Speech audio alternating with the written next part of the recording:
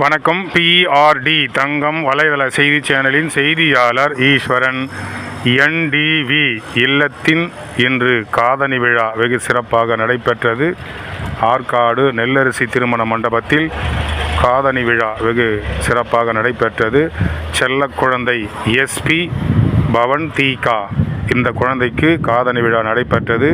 இதில் சிறப்பு விருந்தினராக அமைச்சர் காந்தி அவர்கள் கலந்து கொண்டு குழந்தையை பூத்தூவி பரிசு பொருட்கொடுத்து வாழ்த்தினார்.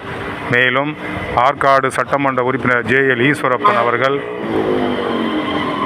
ஆற்காடு நகர செயலாளர் AV சரவணன் அவர்கள், ஆற்காடு நகரமன்ற தலைவர் திருமதி SRB தேவி பென்ஸ் பாண்டியன் அவர்கள், ஆற்காடு நகரமன்றத்தின் துணைத் தலைவர் டாக்டர் S பவளக்கொடி சரவணன் அவர்கள், Om Sakthi construction Arcot SRB Benz Pandian அவர்கள் மற்றும் N Balasundaram, N Dhanasu, D Thirunavukkarasu, D Prakash, A Gunasekaran ஆகியோர் கலந்து கொண்டு குழந்தையை வாழ்த்தினார்கள்.